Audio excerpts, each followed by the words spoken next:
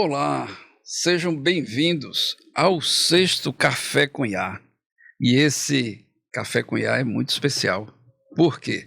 Porque nós temos aqui a presença do professor doutor Fernando Buarque, que foi meu orientador de doutorado lá na Universidade de Pernambuco, na Escola Politécnica, no curso de Engenharia da Computação, com ênfase em inteligência computacional. Muita gente nem não sabe o que é inteligência computacional, mas até o professor Fernando pode explicar melhor, né? E assim, para quem está na primeira vez assistindo aqui esse podcast, um videocast, né? Eu sou Álvaro Pinheiro, eu tenho um pós-doutorado em inteligência artificial pela Universidade de Pernambuco, numa pesquisa em tomadas de decisões aplicadas à área jurídica. O meu doutorado, lembrando que meu pós-doutorado foi supervisionado pelo professor doutor Arthur Stanford, que nós temos também um videocast, um podcast com o professor Arthur, falando sobre o futuro do direito com o avanço da inteligência artificial. Não percam, foi muito bom. Além dos outros podcasts, que eu vou falar deles no final. E tenho o meu doutorado, que eu fui orientado pelo professor Fernando. Esse doutorado foi feito, como eu disse, lá na Escola de Engenharia da Politécnica de Pernambuco, da Universidade de Pernambuco. E aí tem o mestrado, algumas especializações, o bacharelado, todos focados na área de computação. Então, eu agora passo a palavra, que eu não vou nem apresentar, porque o currículo do professor é muito extenso. Eu vou deixar Fernando se apresentar e contar a história, né? Como é que ele chegou, porque é interessante saber para todos que forem assistir, e obviamente tem um público muito grande aqui de Pernambuco, como muitos amigos meus dizem, né? O país Pernambuco. Fernando é uma referência nacional e internacional em inteligência artificial. Ele representa o Brasil em vários congressos, e ele pode nos falar que teve uma última participação, quer dizer, é um pernambucano representando o Brasil no mundo, falando de inteligência artificial. Então, esse podcast aqui é imperdível. Fernando, por favor, conte aí a sua história. Como é que você chegou nesse momento, né, sendo convidado para representar o Brasil nas Nações Unidas para o Comitê de Inteligência Artificial? Até chegar aqui, nesse momento, você passou por todo um processo, né? Conta essa história, por favor. Bom, antes de mais nada, Álvaro, é um prazer estar aqui com você, não é? Revê-lo. A ideia de fazer algo assim é muito boa, né? Nós precisamos, de fato, não é? Nós, os cientistas, temos o problema de, às vezes, não investir um pouco na divulgação da ciência. Verdade. Certo? E você está fazendo algo muito louvável, parabéns por isso. Obrigado. Eu tenho o prazer de participar e dar minha pequena contribuição. Bom, muito bem. A sua pergunta, ela é uma pergunta que enseja uma resposta longa, né? Porque, afinal, a minha vivência em computação e depois em IA já faz um tempinho. Mas, de certa maneira, eu diria que eu tenho talvez duas vidas em computação, né? A primeira, né, com um curso convencional de computação, onde eu trabalhei em empresas, na época, grandes aqui, e desenvolvi sistemas, e IA para mim, naquele momento, nunca nem apareceu, porque, na verdade, IA, apesar de ser muito antiga, não é? IA ela surgiu junto com os computadores na década de 40. E Macaulay Pitt. Dele, Donald Hebb, e veja, mas assim, de certa maneira, no começo da IA, os recursos computacionais eram tão poucos, pequenos, que nem se cogitava fazer isso. Agora é interessante que o meu avô, ele não chamava computador, ele chamava o cérebro eletrônico, né? Nessa época muito antiga, era assim que existia essa aspiração de que a gente talvez construísse uma máquina que pudesse pensar. Mas, então, eu estava falando da minha primeira metade, né, profissional, e isso durou quase que até o final do século XX, né? Uhum. E aí foi muito interessante porque eu apesar de sempre ter pretendido fazer a pós-graduação, mas a vida me levou para o mercado e eu passei muito tempo trabalhando no mercado como analista de sistemas, né? E por acaso eu fui no centro de informática, né, resolver alguma coisa, um projeto. Aí eu vi o pôster, né, eu digo, rapaz, mestrado aqui, mas eu já estava estruturado, casado, né. Aí eu cheguei em casa, falei com minha esposa, né, que sempre me apoiou muito, e aí eu disse a ela, eu digo, olha, a gente vai ter que dar um downgrade aqui no salário e tudo mais, porque eu vou passar de um salário bom para bolsa. Diga-se de passagem que a bolsa naquela época era bem melhor do que é hoje. Sim. Mas era uma bolsa, né? E aí ela prontamente sabia dos meus desejos, né, dos meus sonhos, e concordou. Então eu fiz a submissão, e na época era uma seleção razoavelmente difícil, né? Eram 24 vagas. Hoje o centro de informática cresceu muito, né? Entram muitas pessoas, né?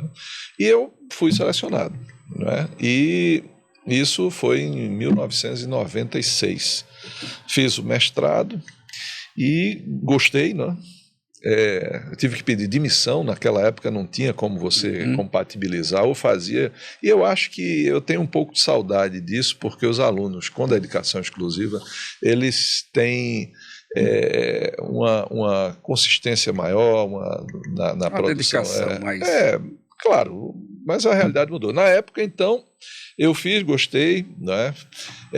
E emendei com o doutorado, né? E fiz esse salto, né?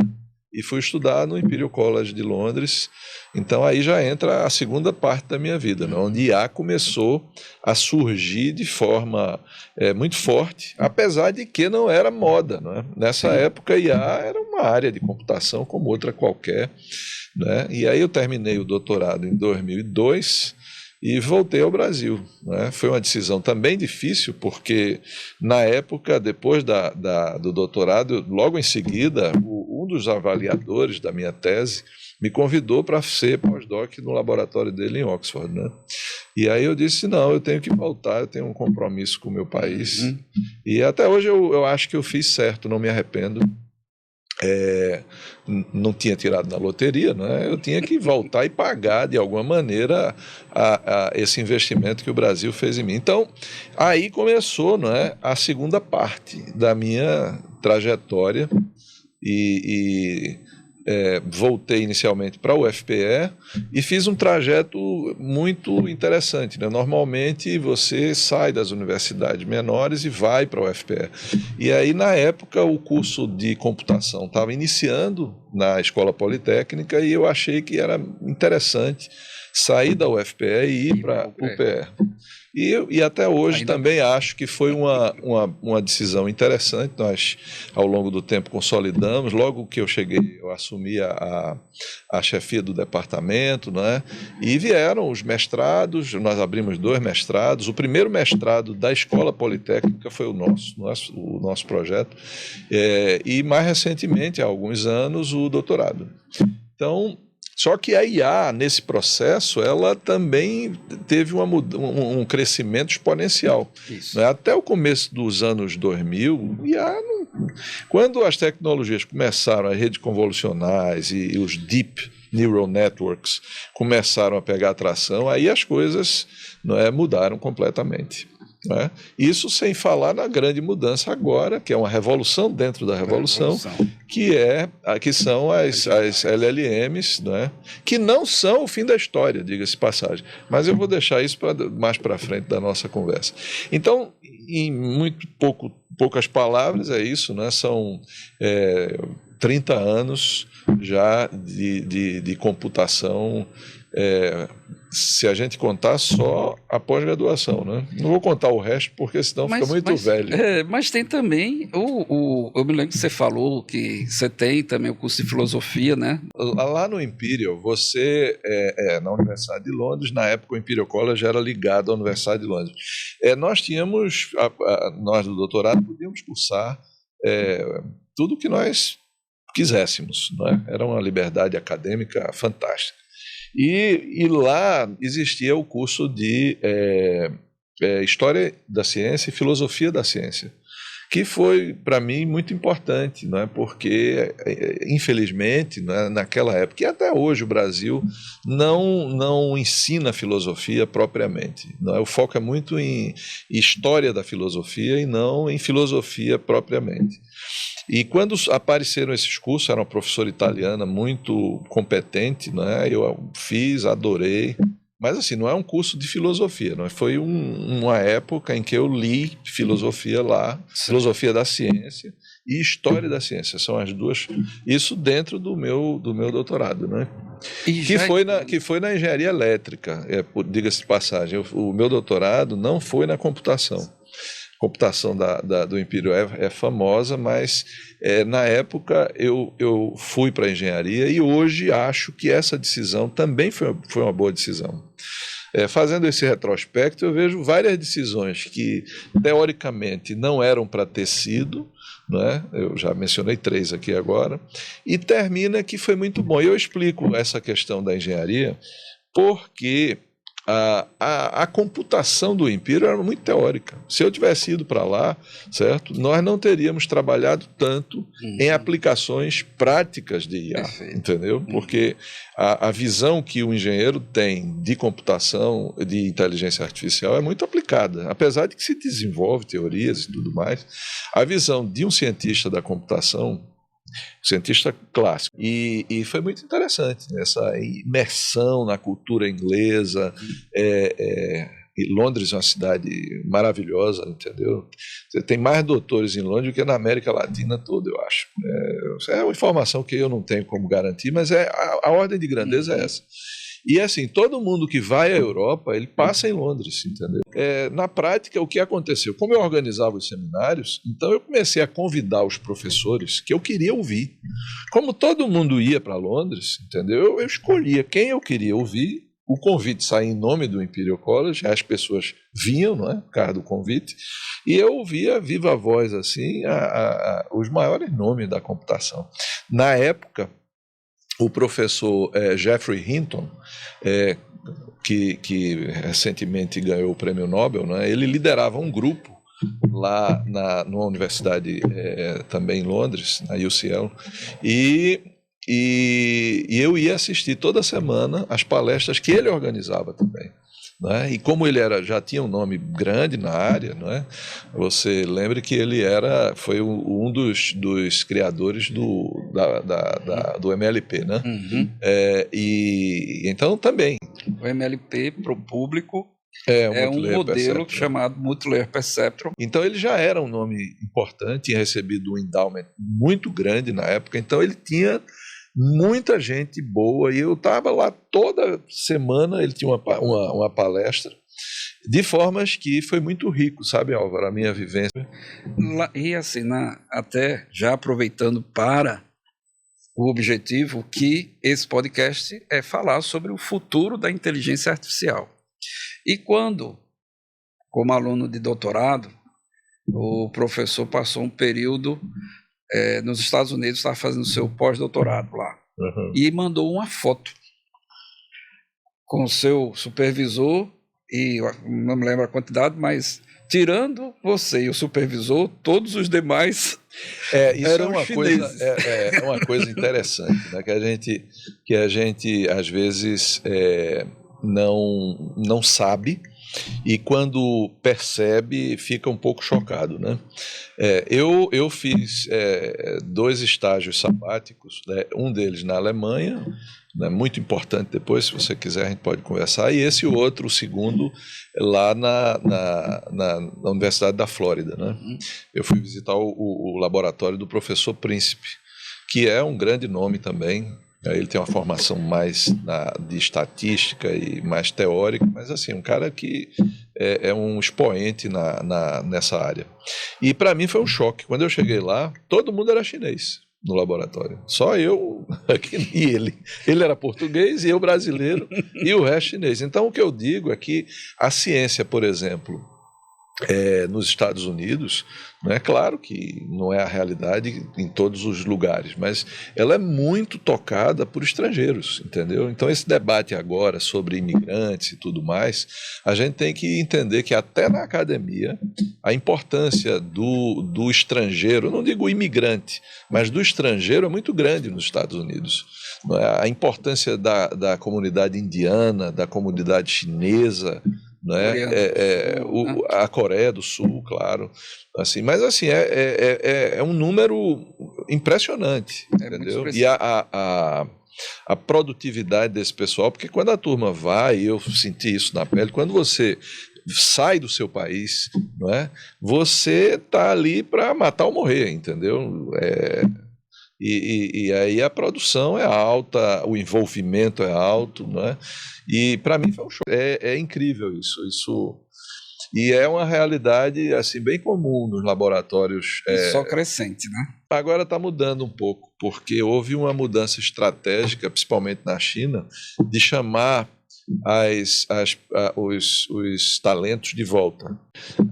Tanto é que o Brasil tentou e até passou de 100 mil bolsas financiadas no programa Ciências Sem Fronteiras, que foi um dos melhores programas que o Brasil já teve. Claro, houve erros, mas assim, ele fez com que o brasileiro, não é, conhecesse o exterior e que as universidades estrangeiras passassem a encarar o Brasil não como alguém que pedia as coisas o tempo todo, mas depois de Ciências Sem Fronteira você era o foco da atenção, porque você tinha, né, efetivamente como mandar alunos para o exterior. E revela esse poder, não é, catalisador que nós, quando queremos, podemos ter e investir na ciência. Então você deve saber, Álvaro, que só para a Alemanha eu mandei uns 10 alunos de doutorado, né, para outros países, África do Sul, para os Estados Unidos. Então foi muito importante, entendeu?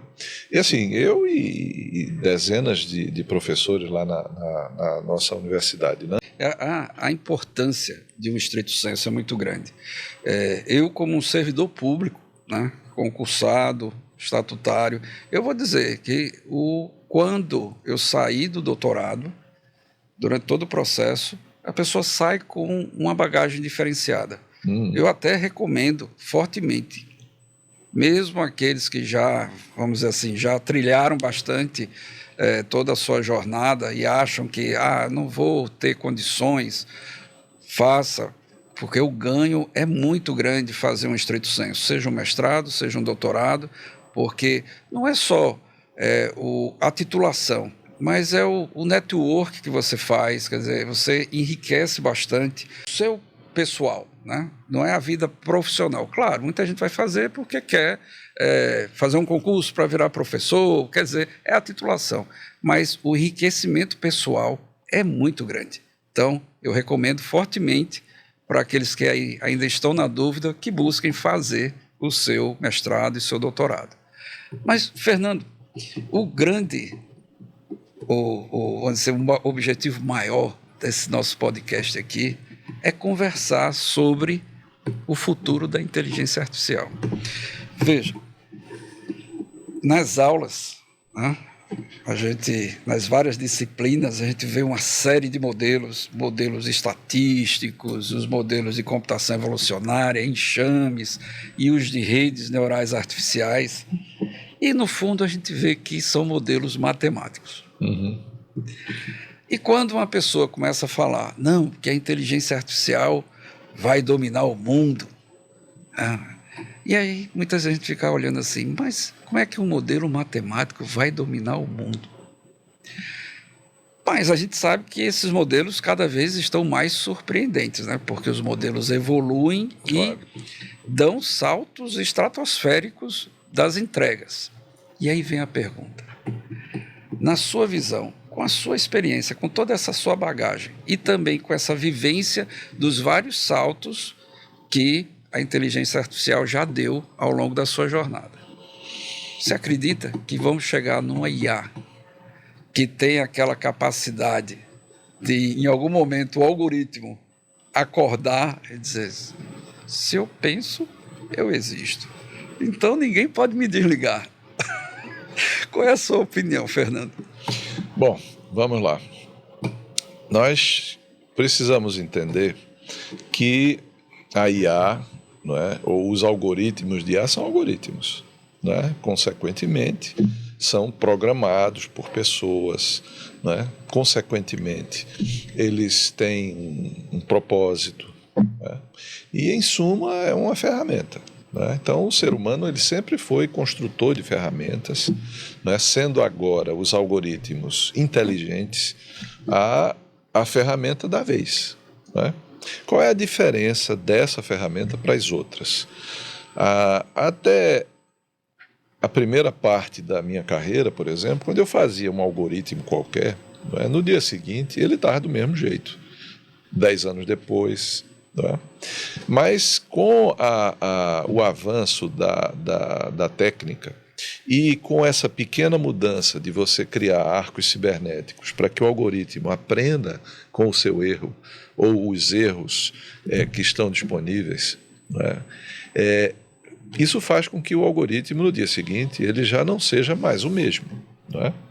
Então, num certo sentido, se nós observarmos o que tem acontecido, principalmente recentemente, não é? E o que é que esses algoritmos estão sendo capazes de entregar, é plausível que nós tenhamos, muito brevemente, um algoritmo que tenha uma capacidade de raciocínio comparável ou superior ao de um ser humano. Não é? Muito provavelmente será mais capaz que seres humanos. Isso não, inclusive nós escrevemos um livro, eu e 2 colegas, o reitor da Universidade da ONU e um pesquisador israelense, né? Esse livro foi direcionado para economistas, IA para economistas, né? E uma das conclusões centrais do livro é que, de certa maneira, se nós olharmos o conceito de racionalidade, né, a IA hoje já consegue ser mais racional que o ser humano, no sentido estrito da palavra. Racionalidade no sentido de aplicar regras lógicas, entendeu? Então, não há mais o que discutir se o computador vai ser mais racional que o ser humano. Isso já está superado. Da mesma maneira que nós temos máquinas que são mais poderosas que o ser humano, mais fortes, mais rápidas. O avião voa, nós não voamos, e nós construímos o avião. Então não há como discutir que isso é um futuro plausível. Né? Eu estou falando não mais da racionalidade, mas da consciência. Não é? Então é possível, muito provável que até o final dessa década de 2020, não é, nós cheguemos à AGI, não é, a inteligência geral, e isso precisa ser acomodado pela sociedade. Né? Nós tivemos uma palhinha quando o GPT, que tem 2 anos e um pouquinho, certo, surgiu. O GPT mudou completamente a forma como algumas profissões, né, funcionam. Como nós, no dia a dia, operamos. Né? Trabalhos que há 2 anos nós fazíamos, hoje não fazemos mais, porque tem uma ferramenta que faz melhor que nós. Né? Agora, e aí essa é a primeira parte da minha resposta para você. Então, eu não é que eu acredito, não. Eu penso, não é, usando as evidências, de que isso vai acontecer. É plausível. Certo? Bom, a segunda parte da minha resposta diz respeito a que consciência é essa que o computador vai ter com algoritmos tão avançados. Certamente não será uma consciência humana. Não é? Porque para ter uma consciência humana, você precisa ser humano. Ok? E aí você, mas não vai parecer com o ser humano? Vai parecer com o ser humano. Da mesma maneira que os textos que as LLMs produzem são parecidos com textos humanos. Não é? E aí, recentemente, nós estávamos com um problema no meu time de pesquisa lá, que a IA não conseguia, a LLM não conseguia resolver um problema simples, não é? Porque era uma assunção, não é, que nós, os humanos, fazemos muito rapidamente. entendeu? Muito rapidamente. E aí nós tivemos que fazer hardware lá dentro do código para que ele entendesse que aquilo ali era possível. Isso sem falar nos delírios, que estão até diminuindo hoje, que está ficando muito bom. Não é? Então, em suma, apesar de ser muito provável de acontecer, não é? A IA que vai ter uma consciência comparável à humana, talvez até superior, ela não terá todos os elementos da consciência humana. Por exemplo, ela não terá bom gosto, não é? Porque a ideia do bom gosto, isso é bem interessante, não é? Está muito ligado à sua própria vivência humana. Não é? Aí você diz, mas as LLMs são treinadas com muitos exemplos. Sim, mas vai ser uma vivência média. Entendeu? Média, no sentido de que não vai ter aquele talento de alguma pessoa que se destaca, certo? Ela vai ser uma média de todo mundo. E a média, como o próprio nome diz, não é um expoente, entendeu? Não vai ser aquele... Eu não espero, por exemplo, que essa IA do futuro, não é? Futuro bem próximo, viu? Ela vai ter o talento que talvez alguns humanos possam ter. Agora, em termos práticos, que é que talvez interesse a audiência do nosso videocast, não é?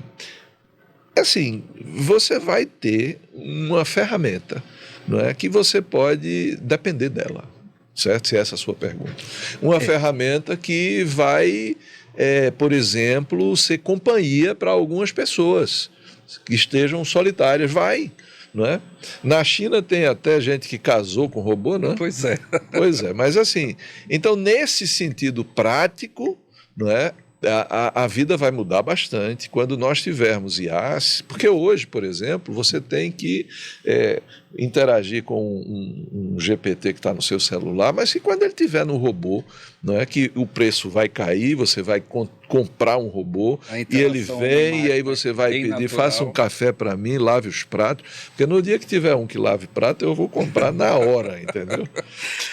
Mas Fernando, você sabe também disso, né? Que durante esses anos eu fiz muitos comentários em relação a isso. Eu gosto muito da leitura de Kai-Fu Lee e da leitura de Nick Bostrom, que inclusive você falou que conheceu também lá, né? Nick Bostrom, ele criou o grupo assim, esse grupo que ele trata de transcendência, né? Ele criou na época que eu estava fazendo doutorado. Então eu estava fazendo doutorado e ele estava fazendo, acho que era na LSE, na London School of Economics. E aí ele criou o grupo, eu participei, mas aí depois eu achei que era muito viajante, e aí eu saí. Mas eu devo ter sido um dos, entre aspas, dos primeiros a participar do grupo dele. E o livro, né, que é a Superinteligência, eu acho aquele livro... Todos dois, os livros de Kai-Fu Lee e essa que eu considero até uma referência. E eu costumo dizer que os livros de Kai-Fu Lee são a visão do copo meio cheio. E de Nick Bostrom, copo meio vazio. E aí eu quero levar esse lado, né? Na sua opinião, considerando que nós temos aí uma inteligência artificial geral que vai estar aí em algum tempo disponível. E ele fala muito do perigo dessa superinteligência, né? Na sua opinião, isso é um perigo real? Veja, ontem, não sei se você acompanhou, em Paris, nós tivemos o Summit do GPAI, não é? Que é a Global Alliance para IA.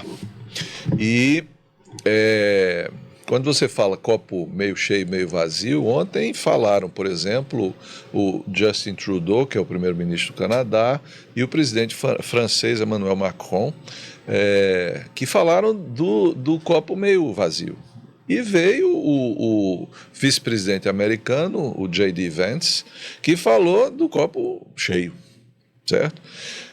Eu achei muito interessante, porque, em um certo sentido, as mensagens elas não estão erradas. Né? Então, J.D. Vance, nós precisamos olhar o potencial positivo da IA. Isso ontem, em Paris. não é? Nesse grupo que já tem 7 anos e que é muito importante essa aliança global pela IA. Então, ontem, o J.D. Vance, nós temos que, não devemos temer a IA, ela não pode ser regulada. Então, o argumento dele é assim: se a gente regular demais, mata a IA, certo? Que, num certo sentido, é verdade. Eu penso nessa linha. Mas nós também não podemos, colocar todas as fichas no argumento dele. Porque do jeito que ele propõe, certo? A gente tem que deixar o mercado se regular, isso é uma questão até ideológica, Eu não acho que a gente deve regular demais o mercado, mas há de haver alguma regulação, porque a ética de algumas empresas pode não ser, justa.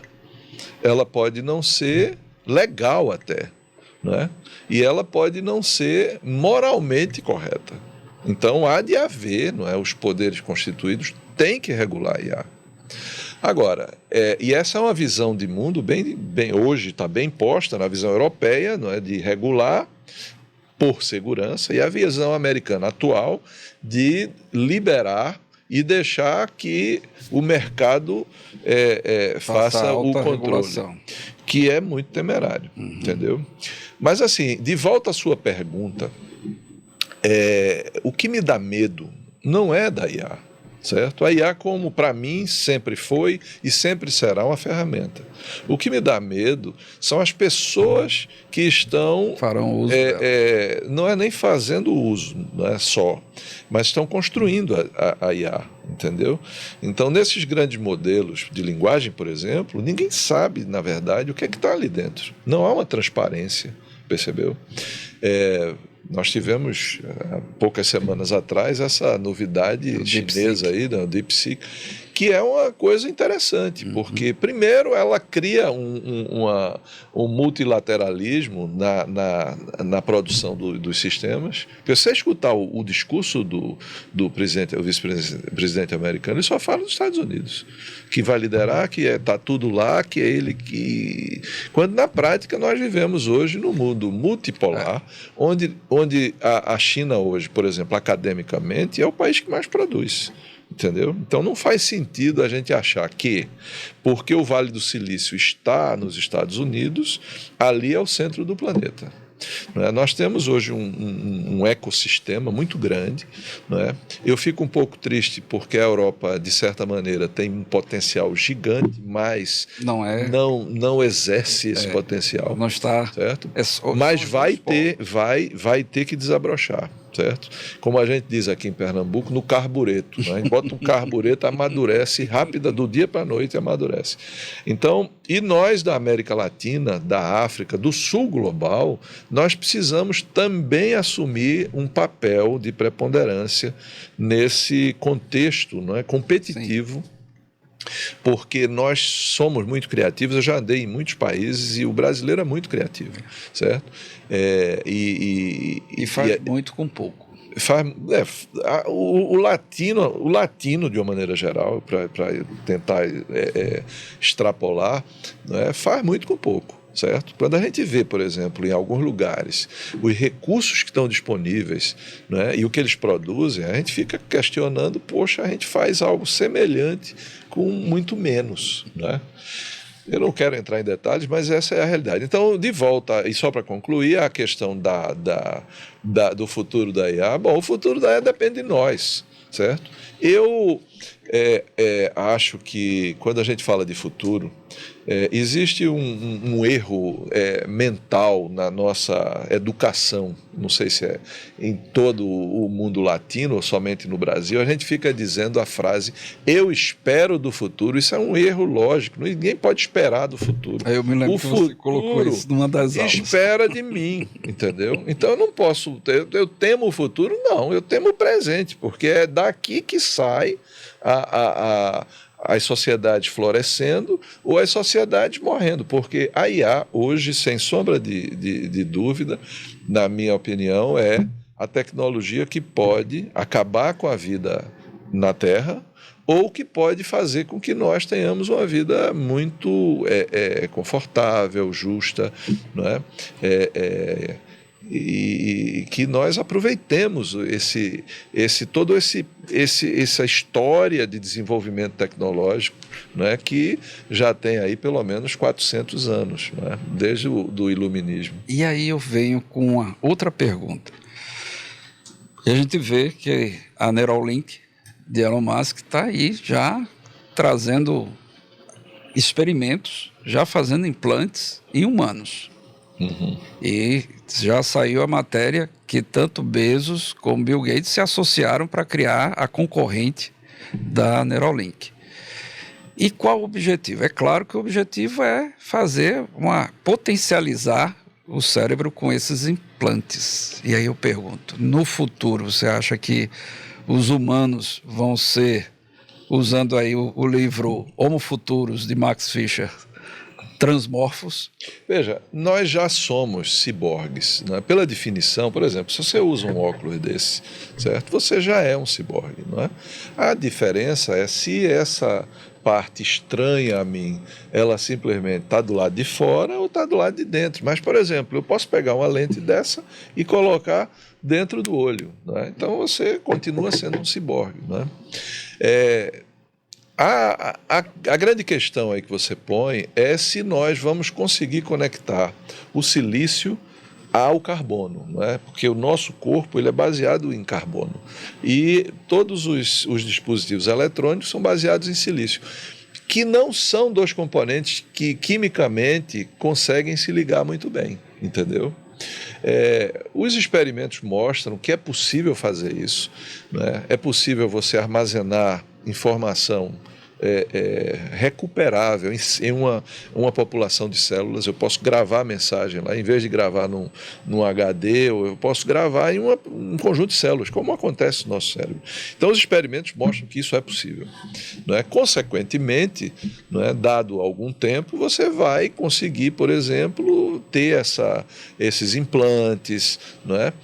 E eu posso já lhe adiantar, Álvaro, que, por exemplo, no dia que a gente tiver a possibilidade de eu não andar mais com o celular, ele puder encaixar em algum lugar aqui, eu vou botar, certo?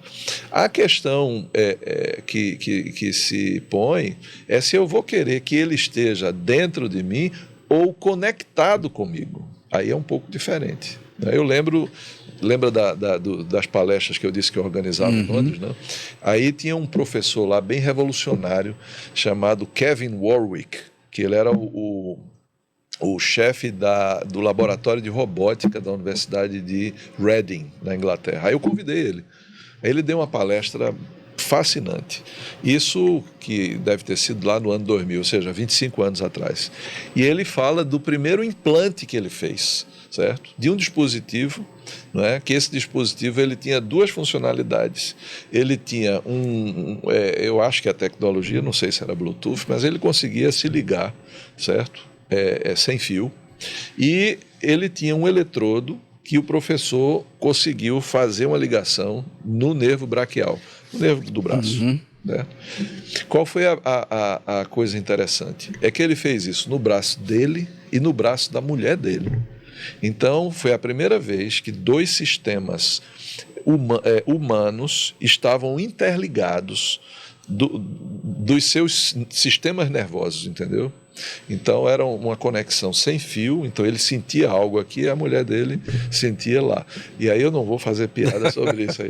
Mas o ponto imagine agora, certo? E essa foi uma das perguntas que a gente na palestra fez, se esse dispositivo fosse mais elaborado e ele estivesse comunicando com um computador, por exemplo. E aí eu quisesse desligar o computador e o computador agora mandava um sinal, certo? Para inibir meu movimento. Então está aí agora um escravo, certo? Porque eu não mais tinha condição de desligar, não é? Se houvesse a consciência, claro. Entendeu? Então o perigo, na verdade, é quando tudo isso começa a se interligar mais profundamente do que deve. Colocar um óculos é uma necessidade, certo? Colocar uma lente talvez seja praticidade, mas você entrar no sistema nervoso nosso, não é? No nosso motor, não é? Nosso motor aqui em cima, esse é um passo assim que eu aí eu fico bem reticente, porque ninguém sabe, entendeu? Essa conexão, dado que há arcos cibernéticos muito rápidos, em que ela vai fazer você se transformar. Exatamente. Essa é a questão.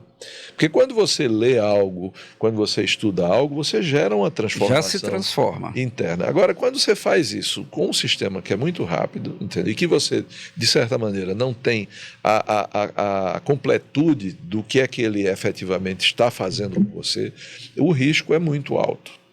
Então, o que é que eu penso hoje? Eu penso que nós não vamos poder parar a roda da tecnologia, da ciência, nós vamos ter a AGI, a singularidade, vamos ter que aprender a viver com isso, como estamos aprendendo a viver com as LLMs.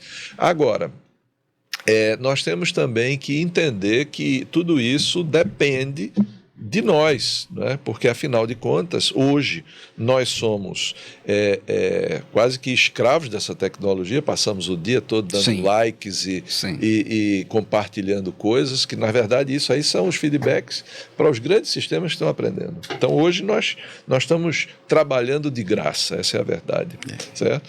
Mas, quando nós nos apropriarmos das ferramentas e usarmos a ferramenta não para substituir as nossas tarefas, mas aumentarmos a nossa produtividade, entendeu? Aí sim, eu acho que nós vamos ter um bom uso da IA, entendeu? Perfeito. Fernando, e assim, eu tenho que ir para o final, porque a gente já está extrapolando o tempo. Tem muita coisa que a gente pode mas pensar, né? Eu faço uma pergunta e vem uma resposta e automaticamente já vem uma outra pergunta. Eu gostaria de fazer essa para a gente seguir para o final. Em relação às pesquisas, porque a gente já sabe que tem várias pesquisas, né? A gente tem a computação biológica, né? Já tem experimentos botando célula-tronco junto de processador. A gente tem a computação óptica, tem a computação quântica, e tudo isso ainda tem a inteligência artificial. Nesse conjunto de várias pesquisas, o que é que você visualiza? Que pode realmente dar frutos, que realmente vai avançar, que vai ter uma interação forte com todos esses algoritmos de IA, em relação, por exemplo, essa computação de você colocar células-troncos, e aí realmente você passa a ter um sistema biológico dentro de um sistema computacional. Veja, talvez seja interessante nós fazermos uma separação da infraestrutura computacional. Então, por exemplo, você ter... porque hoje nós temos computadores eletrônicos digitais, mas no passado nós já tivemos computadores analógicos. E essa é uma possibilidade, nós voltarmos a ter computadores analógicos. E parece um retrocesso, não é? Mas não é. O computador analógico, ele, num certo sentido, é muito mais capaz do que um computador eletrônico digital. Ainda nas plataformas, nós podemos ter a computação usando luz, como você falou, né? O problema são os instrumentos para medir e tudo mais. Mas, assim, tem outras vantagens, né? Eu não vou entrar em detalhes. Mas outra tecnologia interessante é a gente tentar usar a computação quântica, né? Porque, por exemplo, já existem programas, tem um centro, até na Inglaterra, eu acho, um centro de programação quântica. Mas o computador quântico ainda não está disponível para nós. Mas no momento em que a gente tiver computador quântico de uso geral, isso aí será uma outra revolução tão importante quanto a revolução da IA. Então essa é a primeira parte que eu falo, né, em relação à infraestrutura. A computação quântica hoje, na minha opinião, ainda é o próximo grande salto tecnológico que vai mudar a forma como nós operamos em sociedade. Bom, as aplicações do computador, qualquer que seja a natureza dele, usando o IA, essa combinação aqui, ela é é impressionante, não é? E aí eu posso fazer essa hibridização, não é, de computador, de plataformas computacionais com algoritmos mais modernos, não é, aplicados a áreas que nós nem imaginávamos que seriam possíveis. Você está mencionando aí essa ligação carbono-silício, essa é uma fronteira. A química computacional é outra fronteira, entendeu? Então, por exemplo, hoje uma molécula custa pelo menos $1 milhão para desenvolver, não é? Mas com simulações a gente consegue reduzir esse custo. Isso significa que a gente vai ter drogas mais baratas, entendeu? Claro, toda tecnologia ela vai gerar algum desequilíbrio entre os grupos que têm acesso e os grupos que não têm acesso. Sim. Certo? Então não vamos ser inocentes, como eu fui, por exemplo, da primeira vez que escutei falar de internet, né? A internet do Brasil foi em 1995, né? A internet comercial. Então, na época, eu digo, poxa, vai haver uma socialização do conhecimento. Não houve e não está havendo. Né? Na época, a gente tinha 90% da internet em inglês. O brasileiro não falava inglês, quer dizer, a internet para a gente não funcionou. Hoje eu fiz algumas entrevistas, né? Das 8 pessoas que eu entrevistei, só um fala bem inglês. Hoje. 2025. Muito bem, então 30 anos depois da internet. Então não vamos ser ingênuos para achar que essas tecnologias vão fazer os novos compostos químicos baratos. Não vão. Elas vão aumentar, certo, o gap entre ricos e pobres, e é por isso que os estados nacionais precisam criar mecanismos para haver uma acomodação dessa riqueza que está se concentrando cada vez mais, certo? Você citou aí alguns autores, o Piketty, no seu livro fantástico, né? Capital no século XXI, ele já fala disso. Há de haver esse mecanismo compensatório, não é? Porque senão a gente vai chegar num mundo onde, e é o que está acontecendo, onde você tem alguns poucos trilionários, não é? E o resto vivendo assim, de contra-cheque em contra-cheque. Quando tem contra-cheque. Entendeu? Então, nessa segunda parte, eu quero dizer a você que essas hibridizações de novas plataformas com novas tecnologias computacionais, certo? Por exemplo, talvez a coisa mais importante que eu vou falar nesse podcast hoje, certo? É porque todo mundo fala de LLM, não é? Mas a bola da vez não é LLM. LLM é a bola do momento, né? Mas o que vem pela frente são as LAM, Large Action Models. É aí que vai haver uma revolução dentro da revolução. Não é? São as tecnologias que vão, olhando para você, aprender o que você faz.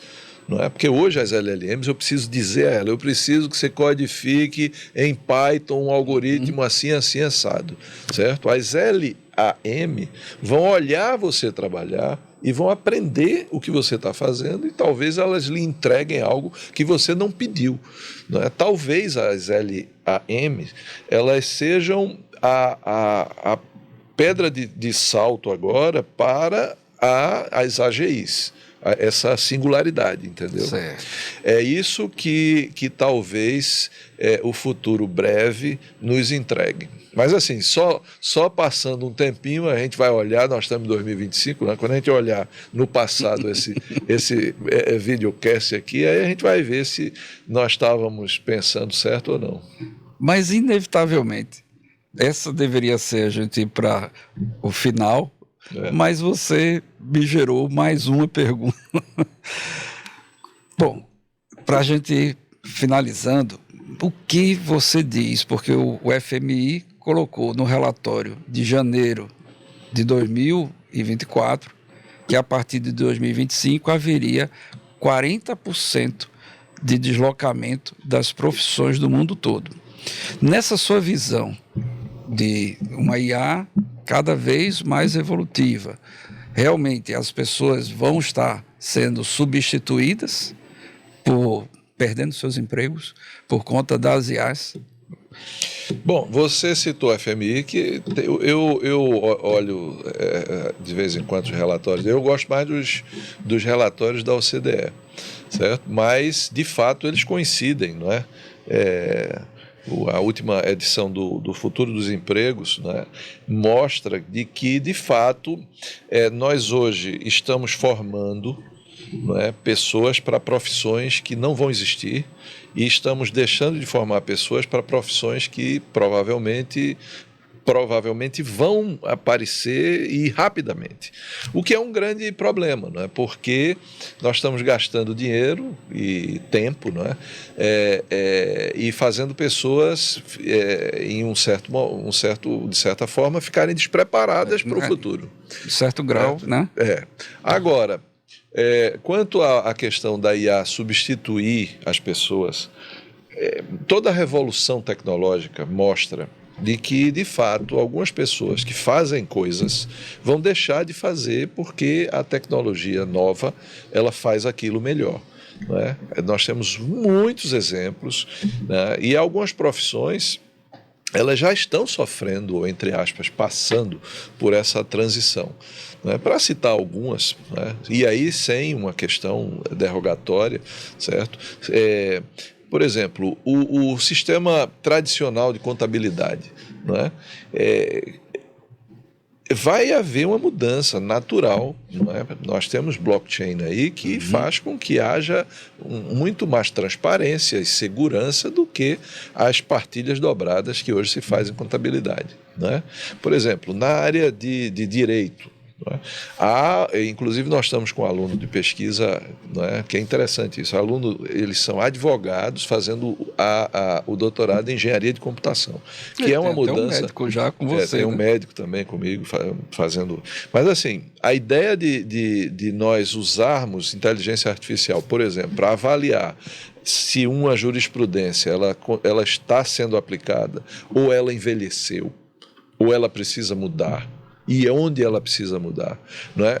Nós, os humanos, não temos uma capacidade, só os grandes gênios, de olhar a miríade de jurisprudências que tem por aí e analisar se elas estão sendo efetivamente bem utilizadas ou não. Mas um computador faz isso muito bem, entendeu? Então a IA ela automatiza esses processos mentais de uma maneira que faz com que, por exemplo, algumas especialidades do direito, elas vão ter que abrir espaço, ou então esses profissionais vão ter que incorporar, não é, as novas tecnologias. Eu complemento a sua fala, porque eu acho que não é só direito não, são todas as áreas. Não, eu vou dar o terceiro exemplo. Eu dei 2 exemplos, um em humanas, né, outro em... agora eu vou dar um na área de ciências da saúde. Né? Então, por exemplo, alguns profissionais da área de saúde, não é, vão ter que, de certa maneira, incorporar também novas tecnologias. Né? Os médicos radiologistas, por exemplo. Né? Hoje você tem algoritmos que fazem o diagnóstico por imagem, não é, com um nível de precisão muito, muito alto. Né? Com isso eu não estou dizendo que vai haver uma substituição, mas certamente deverá haver uma mudança radical, pelo menos de postura. Né? Inicialmente o algoritmo pode sugerir algumas coisas e o especialista humano confirma ou não. Não é? Afinal de contas, como eu disse antes, o algoritmo não tem a sensibilidade humana e eu acho que não terá. Certo? Pelo menos no nível quando nós estamos tratando de pessoas especiais, pessoas talentosas. Esse nível eu acho que vai ser muito difícil o algoritmo ter, entendeu? Um algoritmo, mesmo inteligente, com todas essas tecnologias que nós falamos. E, de certa maneira, eu diria que eu sou otimista, mas cauteloso. Entendeu? Um otimismo cauteloso. Eu acho que a IA vai mudar para melhor se nós, os humanos, quisermos isso. A questão é que quando a gente liga a TV, não é? Nós não estamos vendo, primeiro, e a TV é engraçado, porque você tem a televisão aberta, que aí só você não vê quase que nenhuma menção a essas novas tecnologias, aos usos, é só aqueles problemas do dia a dia. Aí você vai para a TV a cabo. E aí você vê alguns usos assim esparsos, mas ainda você não vê as grandes discussões acontecerem, entendeu? De como é que a gente vai mudar o ensino, que é uma necessidade. Como é que a gente vai tornar essas tecnologias acessíveis à população? Não é? Porque, Álvaro, o poder público ele precisa correr atrás dessa, eu diria, socialização das novas tecnologias, entendeu? Concordo. O poder público ele está muitas vezes atuando nos efeitos dos problemas e não nas causas, entendeu? Professor, para a gente ir para as considerações finais, apesar de que, de certa forma, já foi feita em boa parte, mas aproveitando essa visão que hoje as universidades estão formando profissionais para profissões que podem deixar de existir em pouco tempo. O que é que o professor daria de consideração para isso ser refletido em termos de mudança dentro dessa nossa sociedade? Veja, você sabe que, além de professor, eu sou pesquisador, não é? Então eu acho que a solução desse conundrum aí, ele parte da pós-graduação, entendeu? Então, quando nós temos uma pós-graduação arejada, porque assim, a graduação ela forma profissionais. Então, por definição, o profissional ele não tem que criar nada, não. Ele tem que usar as fórmulas, as normas, o que já foi testado, não é? A criação, não é? Ela está na pós-graduação. Então, o que nós precisamos é deixar a pós-graduação um pouco mais livre, e isso, de certa maneira, é possível. Nós já comentamos aqui, por exemplo, no passado, você ter um advogado fazendo um curso de doutorado em engenharia de computação era inconcebível, né? Um médico. Então, essas flexibilizações são importantes, né? E eu acho que de lá sairão as grandes reflexões. Agora, nós precisamos ainda criar dentro da universidade canais de comunicação entre as grandes pós-graduações, não é? Então, por exemplo, eu cito um experimento que nós fizemos.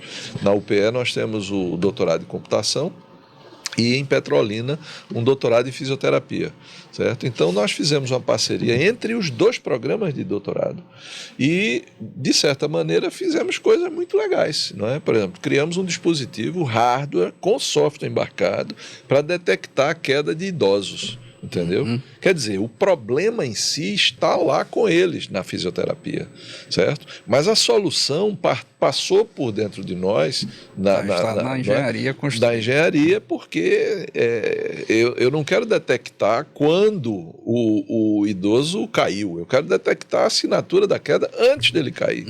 E é aí onde nós podemos criar, isso é um pequeno exemplo, não é? Para que as grandes soluções saem daqui, não precisam ser compradas fora, porque dispositivos como esse, se a gente for comprar fora, são caríssimos, entendeu? E aí eu tenho uma dezena de outros exemplos, mas eu acho que esse é bom porque nós conseguimos fazer isso barato, conseguimos envolver os estudantes, não é? Fazer. Agora, está lá o protótipo. A gente precisa agora, entre aspas, vender essa ideia para o Ministério da Saúde, entendeu?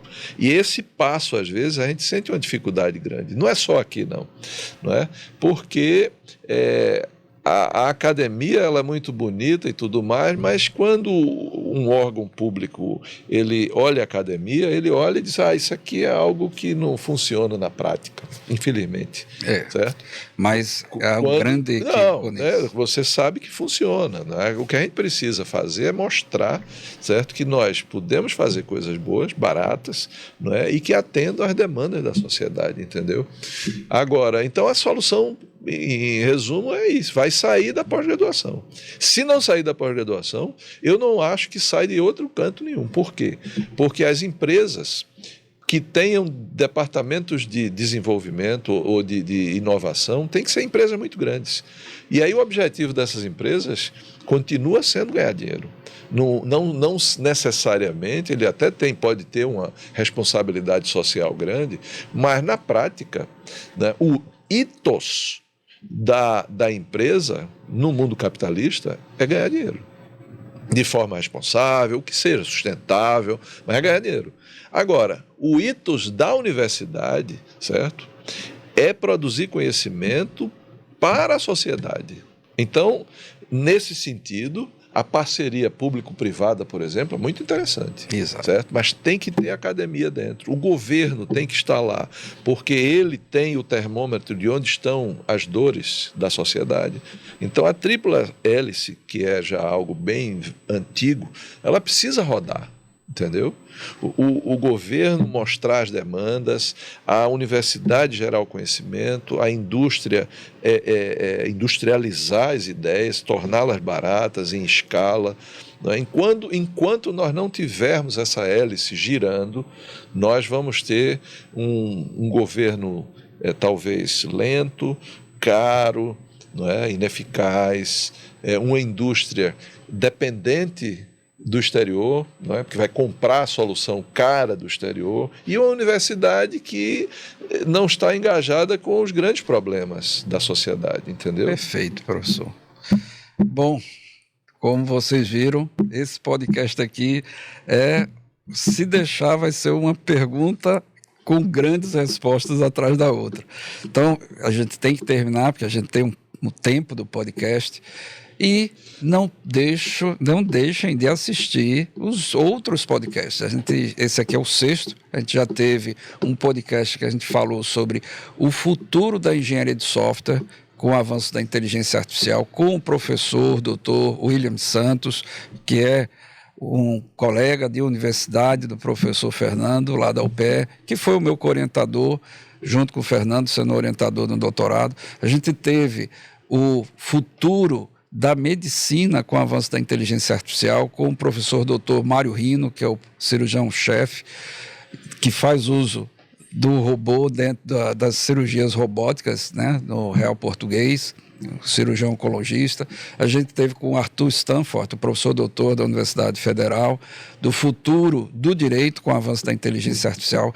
Tivemos o futuro dos tribunais de justiça, que foi anterior, né, desse podcast, o 5º, com o professor doutor Alexandre Pimentel, um desembargador, fazendo uso da IA e zerando o gabinete. E Nós participamos desse projeto, né? Foi o nosso time que a gente comentou isso lá no podcast. E tivemos também o futuro da educação com o professor doutor César França, que é da Universidade Rural de Pernambuco. Então, não deixem de assistir esses podcasts. Obrigado. Muito obrigado. Excelente, Álvaro. E agradecido, Fernando.